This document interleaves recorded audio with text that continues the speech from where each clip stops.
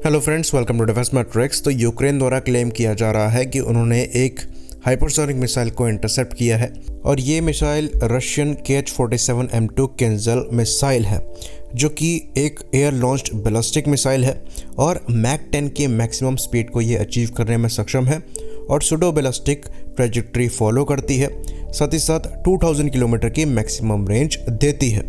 तो ये nuclear capable hypersonic air launched ballistic missile है, जिसको या तो 222M3 बॉम्बर से या फिर MiG-31 के इंटरसेप्टर से फायर किया जा सकता है। तो ये मिसाइल डेराइवेटिव है इस्कंदर बैलिस्टिक मिसाइल की, जो कि टैक्टिकल बैलिस्टिक मिसाइल है और वो भी काफ़ी कैपेबल है। तो यहाँ पर एक किंजल मिसाइल का जो वज़न है ये 4000 किलोग्राम के ऊपर का है, तो एक MiG-31 एक बार में एक ही किंजल कैरी करने में सक्षम है। तो इस मिसाइल को काफ़ी ज़्यादा कारगर माना जाता है और जब से रशिया और यूक्रेन की वॉर चल रही है तब से इस मिसाइल को काफ़ी ज़्यादा रशिया द्वारा यूज़ किया जा रहा है स्ट्रेटेजिक टारगेट्स को डिस्ट्रॉय करने में, और अब तक इसके सक्सेस रेट काफ़ी हाई बताए गए हैं और अभी तक इन्हें एक भी बार इंटरसेप्ट नहीं किया गया था। लेकिन अब यूक्रेन द्वारा क्लेम किया जा रहा है कि उन्होंने एक किंजल मिसाइल को इंटरसेप्ट किया है।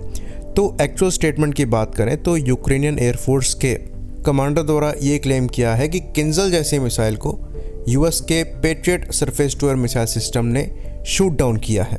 बाकी कई अमेरिकन सोर्सेस ने भी यहाँ पर इस दावे की पुष्टि करी है, पर जो पिक्चर्स रिलीज करी गई हैं उसमें थोड़ा सा केस डाउटफुल नज़र आता है, क्योंकि जो इमेजेस यहाँ पर रिलीज करी गई हैं ये किंजल मिसाइल से मैच कम खा रही हैं और उन्हें देखकर ये कंफर्म कर पाना मुश्किल है कि ये किंजल मिसाइल ही हैं। खैर, अगर ये किंजल मिसाइल्स भी हैं तो डेफिनेटली इंटरसेप्ट करी जा सकती हैं, भले ही हाइपरसोनिक हों, क्योंकि हमें ये चीज़ नहीं भूलनी है कि ये हाइपरसोनिक क्रूज मिसाइल नहीं है, ये हाइपरसोनिक बैलिस्टिक मिसाइल है जिनकी ट्रैजेक्टरी ज़्यादा प्रेडिक्टेबल होती है और patriot missile air defence systems को बनाया गया है बैलिस्टिक मिसाइल्स को इंटरसेप्ट करने के लिए। तो किंजल मिसाइल का जो इंटरसेप्शन है ये इम्पॉसिबल नहीं है।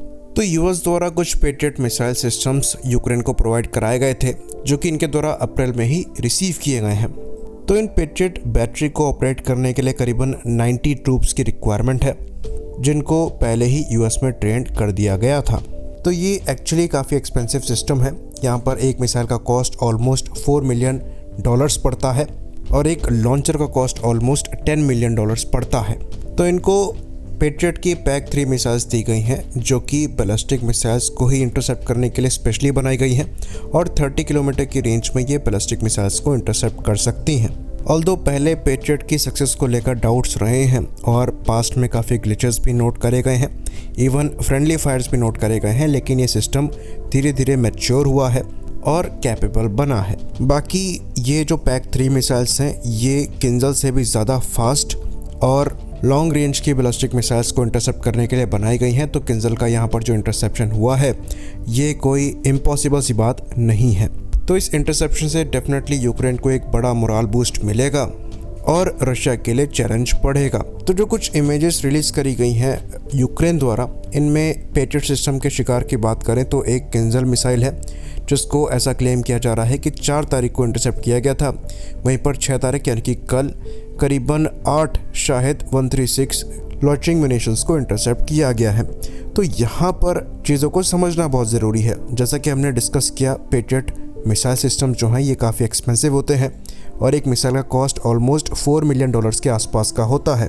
तो इनके द्वारा जब Kinjal hypersonic ballistic missile intercept करी जाती है तो ये एक बड़ी विक्ट्री है, लेकिन जब इनके द्वारा शाहिद 136 लॉन्चिंग मिशंस इंटरसेप्ट किए जाते हैं तो ये एक्चुअली लॉस है, क्योंकि ये यूएवीज जो हैं ये कंपैरेटिवली पेट्रियट मिसाइल्स से काफ़ी ज़्यादा सस्ते हैं।